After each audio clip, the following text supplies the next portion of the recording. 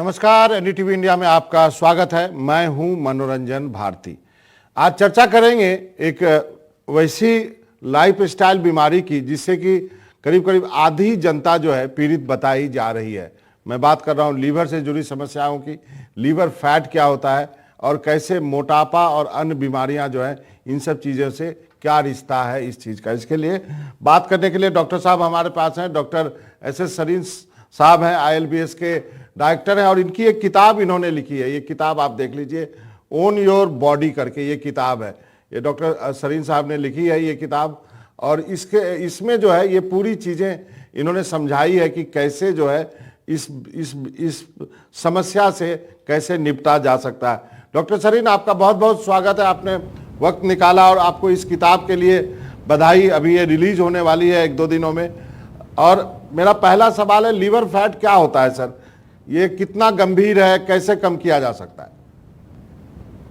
मनोरंजन जी, पहले आपको धन्यवाद कि आपने इतना इम्पोर्टेंट इशू हेल्थ का अपने चैनल पे और आपके दर्शकों के लिए, और आपको मेरी तरफ से धन्यवाद कि आपने मुझे बुलाया और विद ऑल ह्यूमिलिटी आपने किताब का जिक्र किया, जो मैं हमेशा शाई रहता हूँ थोड़ा सा चुप इन चीज़ों में, तो धन्यवाद।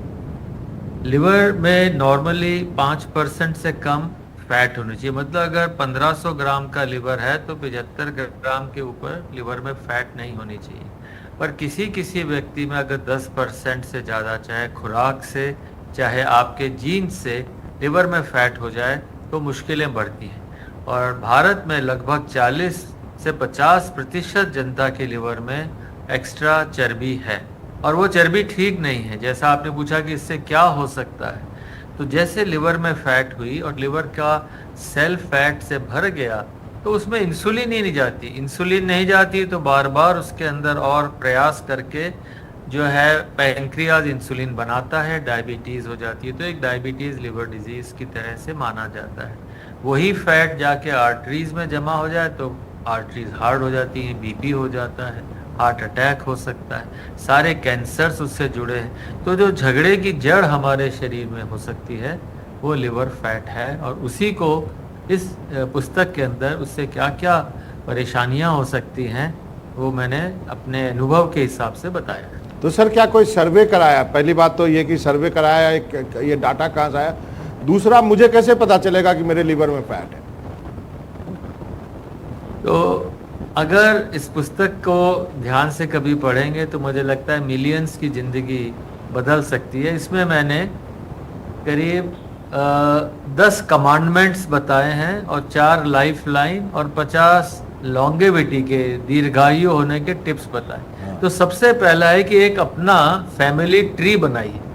हम लोग फैमिली ट्री इसलिए बताते हैं कि दादा कौन था, दादी, जिससे कि विरासत के अंदर रुपए पैसे का हिसाब हो जाए। रुपया पैसे की जगह आप अपने को विरासत में कौन सी बीमारी मिली इसका भी अगर फैमिली ट्री बन जाए कि दादा को, नाना को, नानी को ब्लड प्रेशर था, डायबिटीज थी, हार्ट प्रॉब्लम थी, तो भाई वो भी विरासत में मिलेगी। जमीन जायदाद तो अलग चीज़ है, आनी जानी, पर ये जीन्स जो हैं वो आपको, तो फिर आप अगर ऐसी परिवार में पैदा हुए जहाँ इनमें से कोई भी बीमारी थी तो आप रेड लाइन में आ गए, रेड लेन में हो गए। तो आपने पूछा मुझे कैसे पता लगेगा? फैमिली ट्री बनाई, विरासत निकाली, कौन से जीन्स मिले तो आप रेड लाइन में हो गए। और इसको आगे इसलिए जोड़ना जरूरी है कि आपके बच्चे कैसे होंगे, क्या उनको भी रेड लाइन में लगाना है या तो आपके प्रयास से ठीक होना है। तो डॉक्टर साहब, यदि हमारे फैमिली में यदि डायबिटिक यदि मदर फादर हैं या दादा में से कोई हो, किसी को कैंसर हुआ है या फिर किसी को थायराइड की प्रॉब्लम है, बीपी है, तो क्या हम में और हमारे बच्चों में भी हो सकता है? बिल्कुल, यही तो इसका वो है सारा, और आज की दुनिया इसी पे चल रही है कि फर्स्ट आप ये डिफाइन करिए कि आपका मैन्युफैक्चरिंग कैसे हुआ। आपका ओरिजिनल मैन्युफैक्चरर जो है वो माँ और बाप हैं, फिर वो जुड़े कैसे, आपकी बॉडी के पार्ट्स कैसे जुड़े और आप कैसे बने हैं। हम में से कोई इस बात पे ध्यान नहीं देता कि हम बने कैसे हैं, क्या हमारा कॉन्स्टिट्यूशन है, हमारा OEM जो है मदर फादर, उनसे हमें क्या मिला, और आप एज ए OEM अपने बच्चों को क्या देंगे। तो हम लोग जन्म पत्री मिलाते हैं, जीन पत्री नहीं मिलाते कि भाई जिस खानदान में सबको बीमारी हो, कैंसर हो, तो उसमें हमें एहतियात रखना, शादी में मनाही नहीं है। नहीं, ये बात अब आपने बहुत अच्छी कही, जन्म पत्री नहीं जीन पत्री मिलाइए। लेकिन एक और सवाल है। मेरे सारे सवाल सर लेमैन वाले हैं, मतलब जो न्यूज रूम में चर्चा मैं करता हूं, हमेशा आपको बताता हूं, क्या मोटापा भी हेरिडिटरी है? बाप आप मोटे हैं तो क्या बच्चे भी होंगे? बिल्कुल, मोटापा हेरिडिटरी है साहब, इसे हम लोग वॉकिंग जीन कहते हैं। अब वो एक आदमी होता है बेचारा, कोशिश करता है कि कम खाऊं, उसके साथ ही 2 प्लेट रसगुल्ले खा जाते हैं और वो एक ही खाता है, फिर भी मोटा हो जाता है। वो इसलिए कि उसको पानी भी घी की तरह लगता है। तो ये व्यक्ति को ज़्यादा एहतियात रखना है। जो और व्यक्ति जो हैं वो कितना भी प्रयास करें, पर ये व्यक्ति को डबल प्रयास करके वजन घटाना है और मेहनत करनी है। ये जीन्स के ऊपर बहुत डिपेंड करता है। डॉक्टर साहब, ये तो हमारे बस में तो है नहीं कि मैं कहाँ पैदा होऊंगा। अब चलिए, अब ये सारी बीमारियां के साथ में पैदा हो गया, वैसे मदर फादर से जो मोटे भी हैं, जो डायबिटिक भी हैं, जो परिवार में कैंसर भी है, तो मैं कैसे बचूंगा फिर? हाँ, तो ये कहानी वहीं से शुरू होती है। हर एक व्यक्ति की जो ऐसा पैदा हो गया, पर वो अनभिज्ञ था, उसे पता नहीं था, ना उसके माता पिता को पता था, वो पैदा कर दिया उसे। You can't choose your mother, you can't choose your father. तो इसी तरीके से अब अगर आप पैदा हो गए हैं तो पहले तो अपना डिस्क्रिप्शन बनाइए। अगर आपके यहाँ ऐसे खानदान में है तो अपना, कि भाई मैं रेड लाइन में खड़ा हूँ कि ग्रीन लाइन में खड़ा हूँ। उसके बाद में हेल्थ के पैरामीटर्स को ठीक करने की कोशिश करनी है, और उसके लिए 4 लाइफ लाइन है। पहली लाइफ लाइन है कि आप ज़बरदस्त एक्सरसाइज करके और अपने शरीर को स्ट्रॉन्ग, स्लिम एंड फिट करें। मुश्किल काम है, आसान है बिस्तर में लेटे रहना रजाई में, पर अगर अपने को मालूम है कि यार अपन गड़बड़ पैदा हुए तो ठीक होना। दूसरा ध्यान रखना है कि खुराक का, अगर आप सुक्रोज जैसे अपनी शुगर है, उसमें सबसे ज़्यादा कॉर्न सिरप है, इन सब चीज़ों में बहुत शुगर्स, इन सब के लेने से मोटापा बढ़ जाता है। तीसरी लाइफ लाइन है आपकी कि अच्छी नींद आ जाए।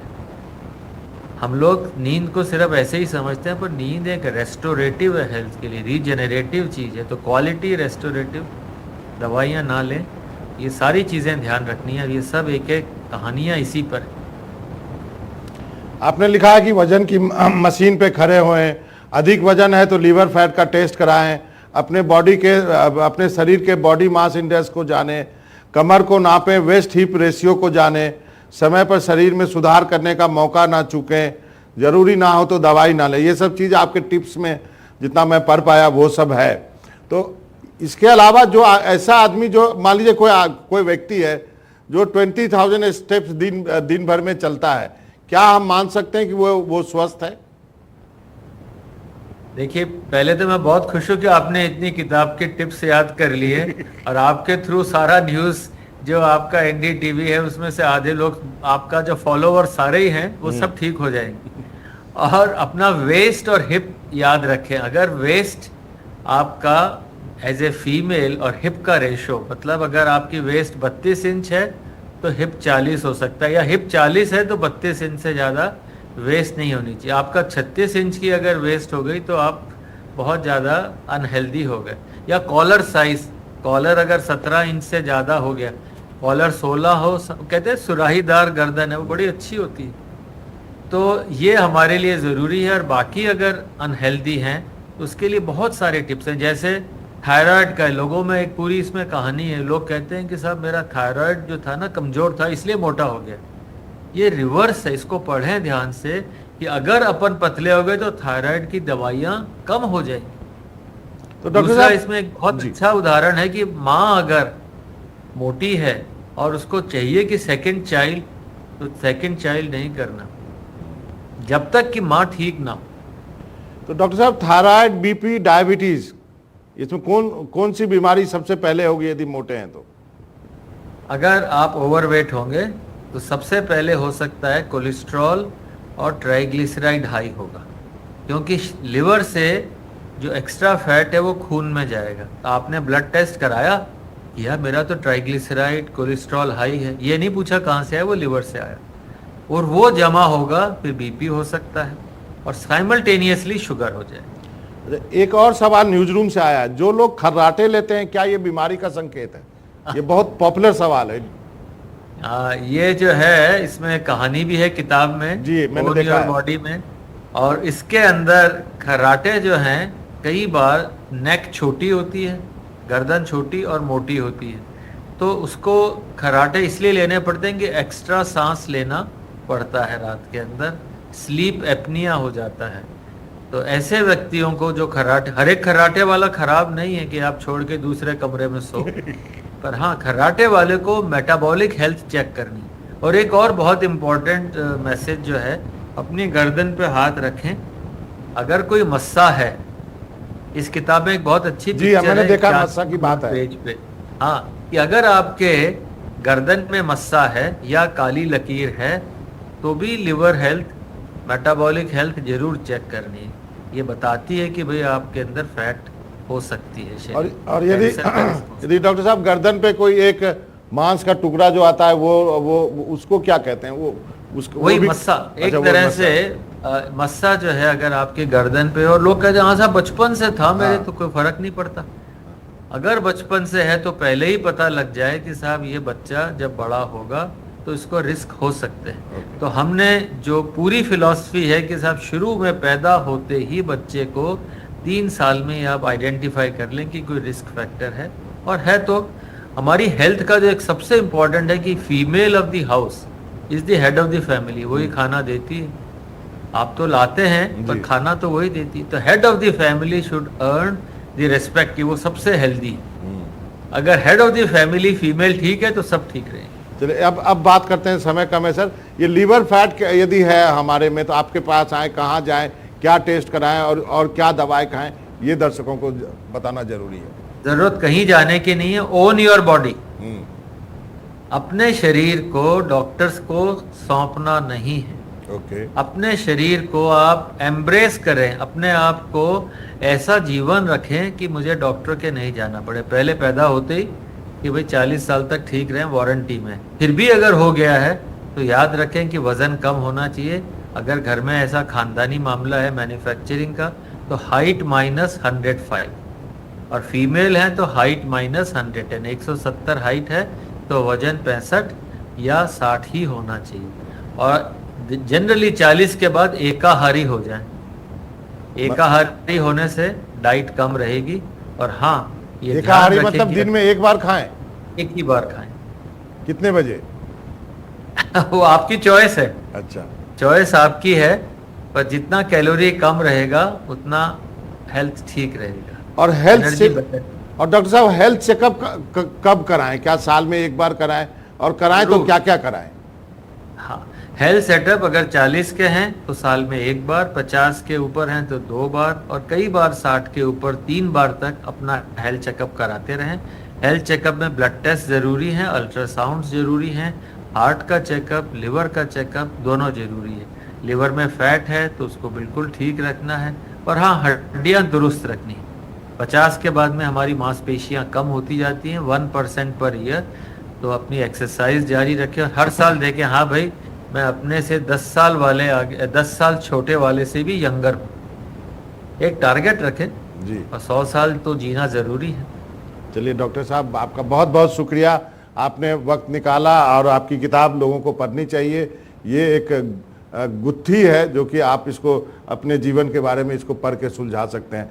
और डॉक्टर साहब बहुत बहुत धन्यवाद इस तमाम ज्ञान भरी बातों के लिए। आप सब लोग स्वस्थ रहें और एनडीटीवी को और स्वस्थ रखें। The best healthy channel. Thank you.